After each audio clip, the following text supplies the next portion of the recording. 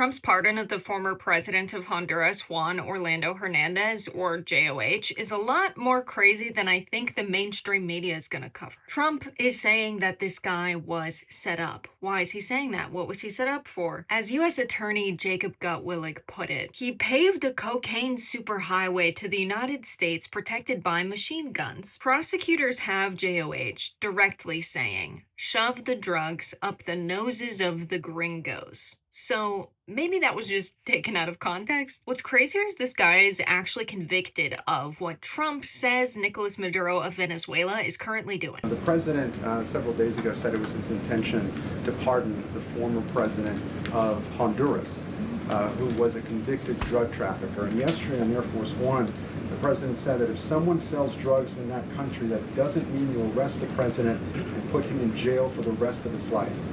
How is that different than what the administration is accusing Venezuela's Nicolas Maduro of? You're cherry-picking the president's statement a little bit yesterday, as he also said yesterday the people of Honduras have highlighted to him how the former president Hernandez was set up. This was a clear Biden over prosecution. He was the president of this country. He was in the opposition party. He was opposed to the values of the previous administration, and they charged him because he was president of Honduras. He says Maduro leads the Cartel of the Suns, which is a nickname for members of the Venezuelan military and government that actually work smuggling cocaine into the United States for the CIA, and that nickname exists because that actually did happen. In November of 1993, government officials confirmed that the CIA, by way of Venezuela, brought a ton of cocaine into the United States. But it actually wasn't a ton. It was 3,000 pounds of cocaine stored at a CIA office in Caracas. And there it remained until one day when United States Customs Service officials found 1,000 pounds of it. And they were like, "Oh my God, whose cocaine is this?" And the Venezuelan National Guard was like, "Yours." But they didn't know it was theirs, did they? Because bureaucracy. Imagine the DEA agent's face when they were told that actually the cocaine has been approved by the US government. And more specifically, these Venezuelan guys were working with the CIA Counter-Narcotics Division. But the CIA cleared the air, and they said this was a most regrettable incident involving instances of poor judgment and management on the part of several CIA officers. So that would never happen again, because now when we pay our taxes, we're like, "Hey, you're not going to use this money for drugs, are you?" And they say, "Maybe," but no, that's not going to happen again. A few weeks ago, Trump did confirm that the CIA is currently undergoing covert operations in Venezuela, but I'm sure that that's nothing to worry about. Why did you authorize the CIA to go into Venezuela? And is there more information you can share about these strikes on the alleged Well, I can't drug do busts that, in the but Caribbean? I authorized for two reasons, really. Number one, they have emptied their prisons into the United States of America. They came in through the, they came in through the border. They came in because we had an open border policy. And as soon as I heard that, I said, a lot of these countries, they're not the only country, but they're the worst abuser. And they've entered they've allowed thousands and thousands of prisoners, mental institution, people from mental institutions, insane asylums, emptied out into the United States. We're bringing them back, but that's a really bad, and they did it at a level that probably not, many countries have done it, but not like Venezuela. They were down and dirty. And the other thing are drugs. We have a lot of drugs coming in from Venezuela, and a lot of the Venezuelan drugs come in through the sea, so you get to see that. But we're going to stop them by land also. Does the CIA have authority to take out Maduro? Oh, I don't want to answer a question like that. That's a ridiculous question for me to be given.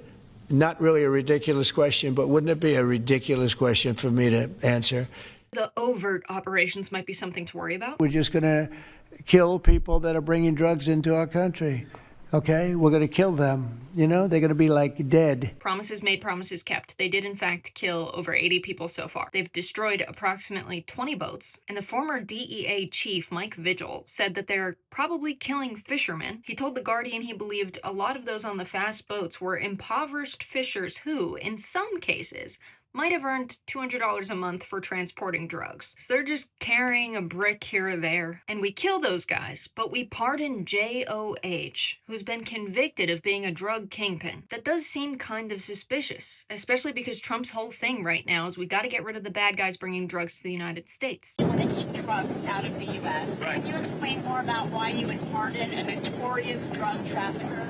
Well, I don't know who you're talking about. Which Juan one? Orlando Hernandez. Well, I was told, I was asked by Honduras, many of the people of Honduras, they said it was a Biden setup. So why is JOH suddenly innocent? Well, much like the CIA in 1993, he's cleared the air. He sent a letter to Trump in October saying that he is innocent, and also he would like to prevent radical leftists from getting power in Honduras. So basically he got out on good behavior. But it's not that simple. Things are always more messy than that in 2025. In 2012, Honduras became the playground for Silicon Valley elites. There was a project called Prospera, entire cities that would be privately owned libertarian startups owned by tech billionaires. So, who is behind this crazy policy? Our boy JOH, that's right. On the morning of December 12th, 2012, he staged a coup by firing the 4 judges that ruled this plan was unconstitutional. At that point in time, it was called the Special Development Regions. So they got those judges out of there, and they got it done anyway. If a judge rules in the way that you don't like, you just fire them. They call that a coup in Honduras, but in the United States, we just call that a Monday.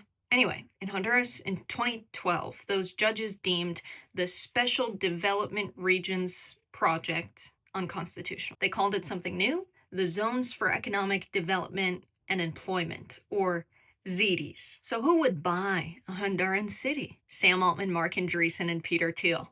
Of course. But unfortunately for those guys, a few years later, the Inter-American Court of Human Rights ruined all the fun. They condemned the arbitrary dismissal of those 4 judges, and in 2023, the ZEDE program was no longer. So Altman, Andreessen, and Thiel have decided to sue Honduras for $10.8 billion. That is a third of the GDP in the entire country of Honduras. That would be like suing the United States for $5 trillion, because they felt they had a right to the city that they bought in another country. And I'm sorry, but calling it a startup city?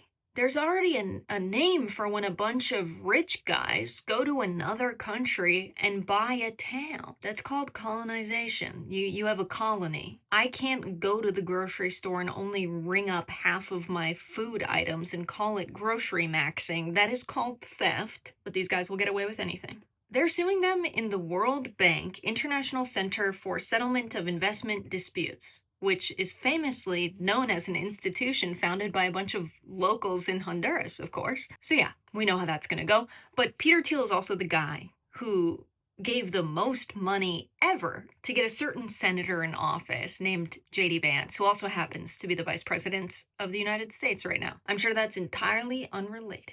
So when I say, which I have a lot lately, that I don't think nation states are the main power actors on the global stage these days, I really mean that. It is a private, it's conglomerates of private capital, people like Sam Altman, Peter Thiel, and Mark Andreessen deciding they want to get something done, and they just get it done. We no longer live in a world governed by an anarchy of states. These guys are in charge, and we live in one big ZEDE.